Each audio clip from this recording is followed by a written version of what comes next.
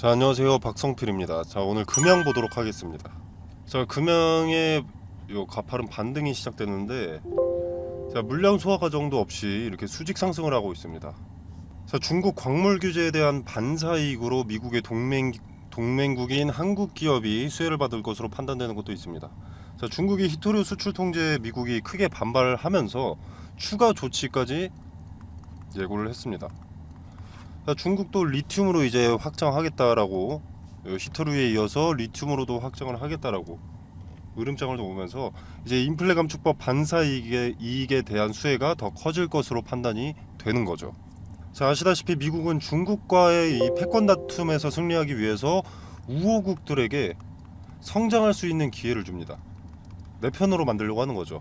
직접적으로 수혜를 주려고 하고 있는 겁니다. 자, 그리고 이제 한국, 몽골, 미국 이렇게 3국이 핵심 건물 협의체를 출범하고 양자 간 광물 탐사 정보를 공유하기로 했습니다. 자, 그리고 관심 지역을 발굴해서 몽골의 주요 수출품인 뭐 석탄이라던가 구리 외에도 이제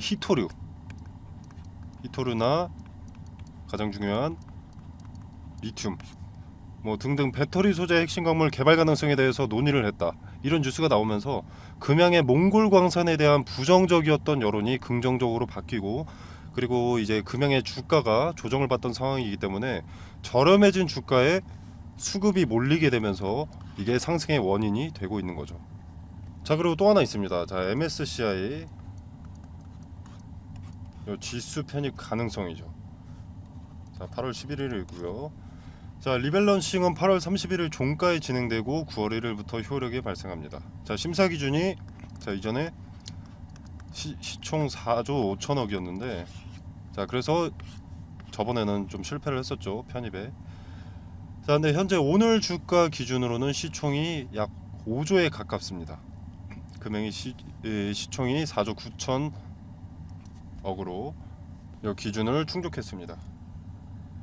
자, 그러나 단기 급등 편입 유보 조건에 해당될 수가 있기 때문에 섣불리 예단하고 매매해서는 안 되겠죠. 자, 아무튼 이전 사례를 보면 MSCI 지수에 편입을 했었던 자, 26종목 평균 주가가 60% 이상 올랐습니다. MSCI 이 지수에 편입되고 나서. 그리고 퇴출된 종목이 있겠죠.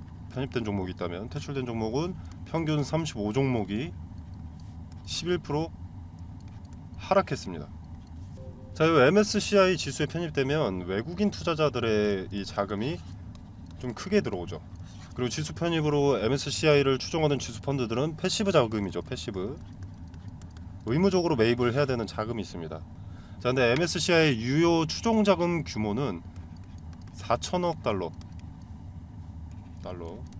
하나로 했을 때는 527조 원 정도로 추정이 됩니다. 자, 그래서 상당한 투자금 유입을 기대할 수 있기 때문에 요 MSCI 지수에 편입하게 되면 자, 자금 확보가 되는 거죠. 자, 그러면 금양의 재료 부분들, 뭐 기업이 어떤 일을 하건 돈이 필요할 거 아닙니까? 이 자금 확보로 금양의 재료 부분들이 더 빠르게 진행된다라는 것을 의미하는 거죠. 지수에 편입이 된다면. 뭐 당연하게도 편입된다고 무조건 오르는 것은 아니지만 오를 가능성이 높은 거죠. 자, 함정이 있을 수 있는 건 자, 이 편입이란 호재를 역으로 이용해서 수익 실현하고 빠지거나 아니면 선반영이라고 투심을 조종한 뒤에 이익을 챙기는 어떤 세력도 있기 때문에 이거는 유의하실 필요가 좀 있습니다. 자, 물론 기대감이 미리 반영되고 있는 것이 좀 있기는 합니다만, 오직 MSCI 지수 편입 기대감만으로 상승한 것도 아니고 뭐 3국 협의체 출범도 있고 미중 무역 갈등에 대한 반사이익 최대 수혜국인 것도 있고, 그리고 박순혁 작가나 뭐 선대인 TV의 영향으로 수급이 몰린 것도 있기 때문에 MSCI 이 지수 편입되고 기대감 소멸 이럴 가능성은 다소 적다고 볼 수 있습니다.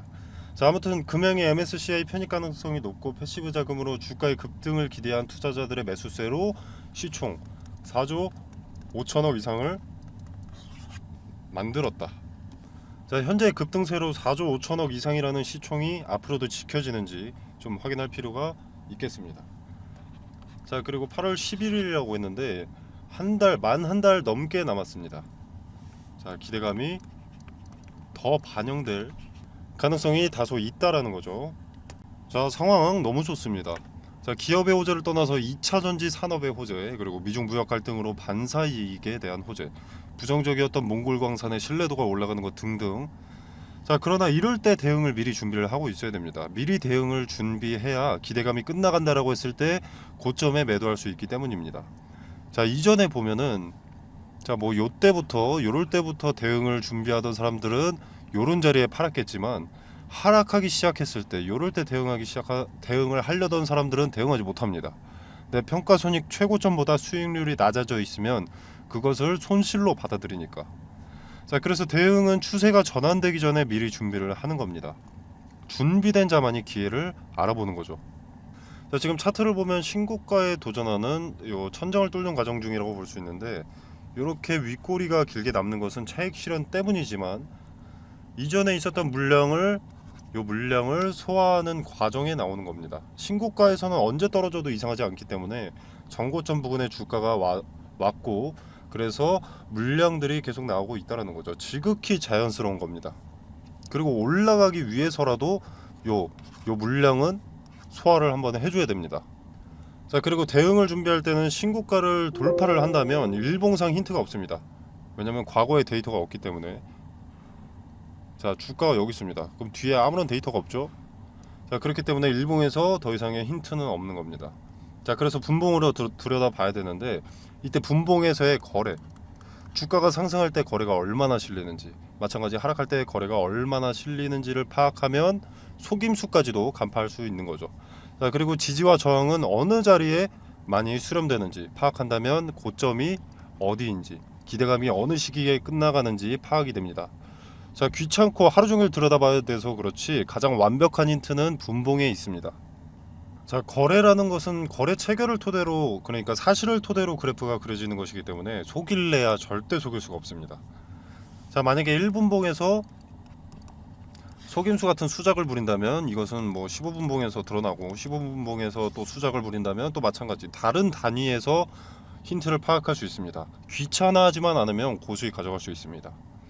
자, 상단에 전화번호 010-2764-3885번으로 금양이라고 문자 메시지로 두 글자만 남겨주시면 제가 분할 매수가, 분할 매도가 말씀드리고 각각의 근거, 분봉상 거래들이 어느 자리에 많이 실렸고, 그리고 수급의 속임수 여부, 그리고 지지와 저항이 어느 자리에 수렴됐는지 근거까지 세세하게 설명드려서 금양에 다시 한번 기회가 온 지금 시점에 고수익 가져갈 수 있는 매매 전략 설명드리도록 하겠습니다. 자, 그리고 주식 투자에 있어서 수익을 불리는 대표적인 방법, 분할을 전제로 매매하는 것, 그리고 또 하나 분산 투자입니다. 자, 그래서 2023년 하반기 증시를 주도할 섹터 말씀드리고 관련 급등주 추천과 종목 선정 방법에 대해서 간략하게 말씀드리도록 하겠습니다. 자, 일단 2023년 전반기는 작년에 이어서 2차 전지가 광풍이었습니다. 자, 테만의 어떤 종목이든 2차 전지는 한 번씩 급등이 나와줬죠. 그 대장주가 금행이었고, 자, 그래서 개인들은 유망해 보이는 사업을 한다라고 하는 2차 전지 종목들을 매수하게 됩니다. 자, 그러나 실체가 나오기까지 시간이 소요되고 기대감의 급등세가 가팔했던 만큼 거품이 빠지면서 조정 국면에 접어들어 있었는데, 가격 조정과 기간 조정을 거치고 숨고르기에 나섰던 2차 전지가 다시 질주하는 시점이 2023년 하반기로 평가되고 있습니다. 자, 동시에 아니다, 반도체가 하반기 증시를 주도할 것이다라는 의견도 나오면서 투자자들이 지금 혼란스러워지고 있는데, 이 반도체와 2차 전지 어떤 테마가 시장을 주도할 것이냐, 이것은 세계 경제의 관심을 파악하면 쉽게 답이 나옵니다.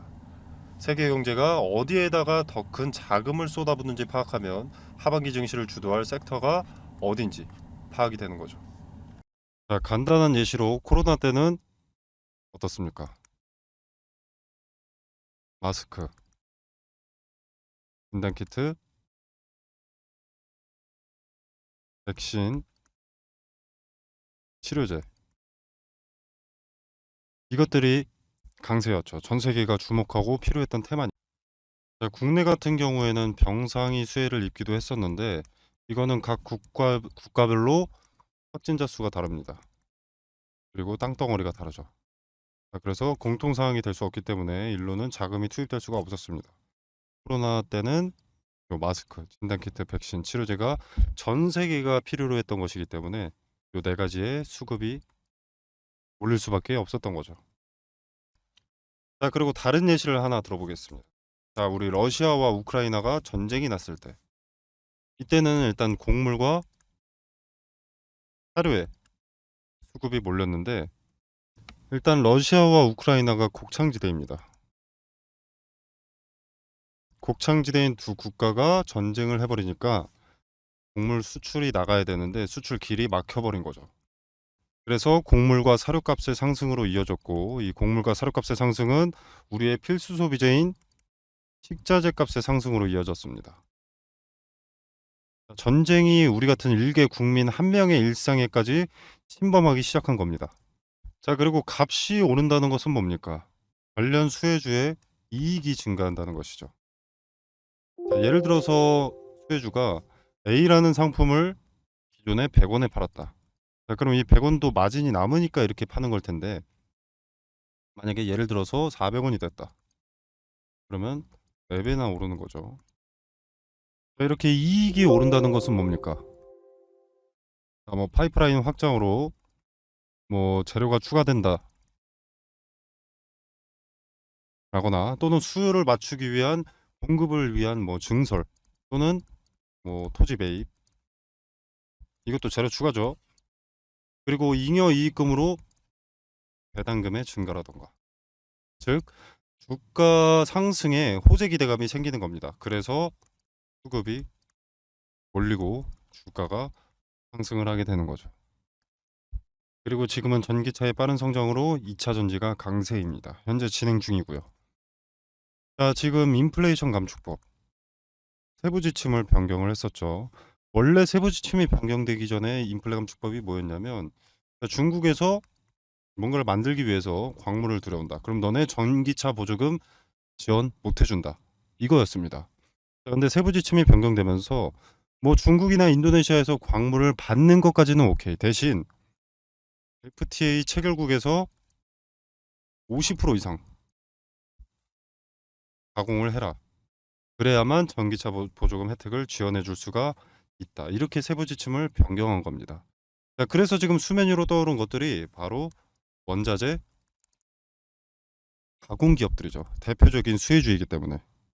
자, 그래서 2차 전지의 구성을 일단 보면 대표적으로 양극재, 음극재, 전해질, 정박, 분리막 뭐 이렇게 있습니다. 자, 근데 양극재라던가 요 전해질 같은 경우에는 이미 많은 폭등을 했죠. 그리고 언론의 수혜 기업들이 노출이 되어 있습니다. 이미.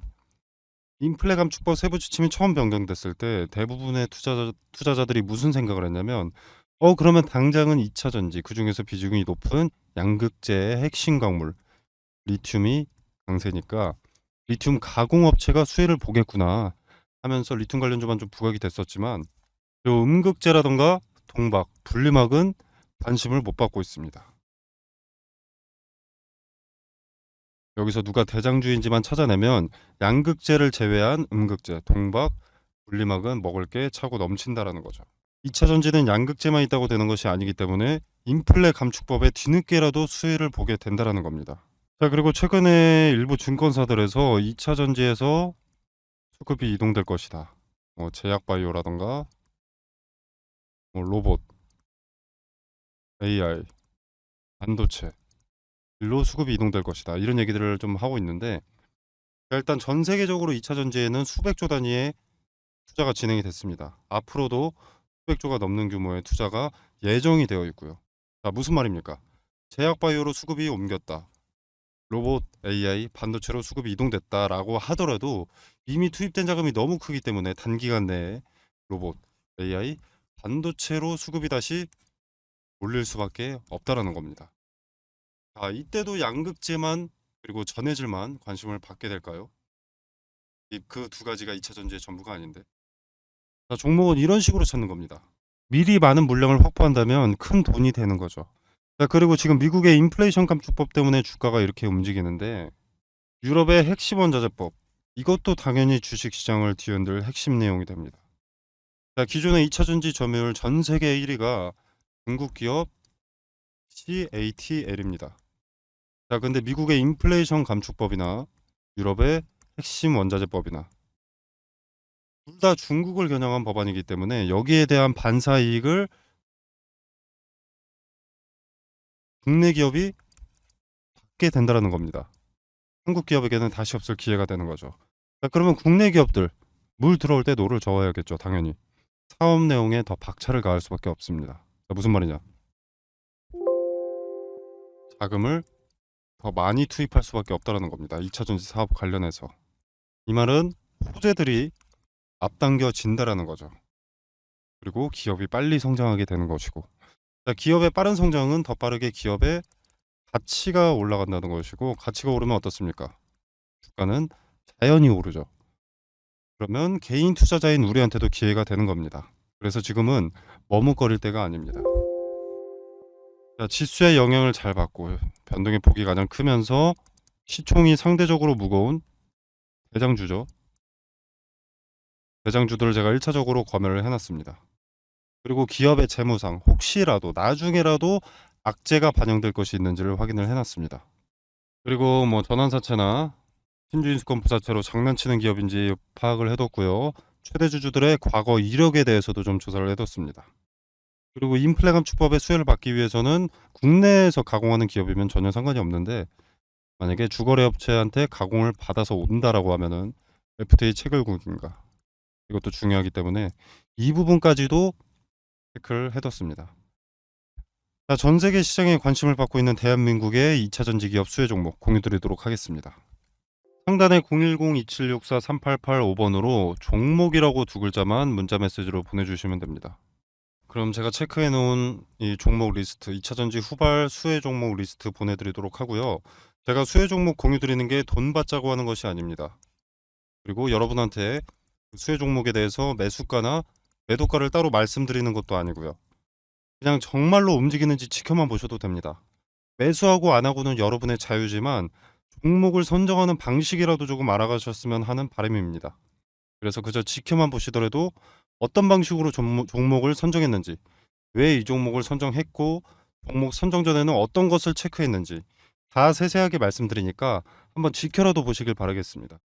자, 오늘 준비한 영상은 여기까지고요. 여러분의 성공 투자를 기원하면서 마무리하도록 하겠습니다. 감사합니다.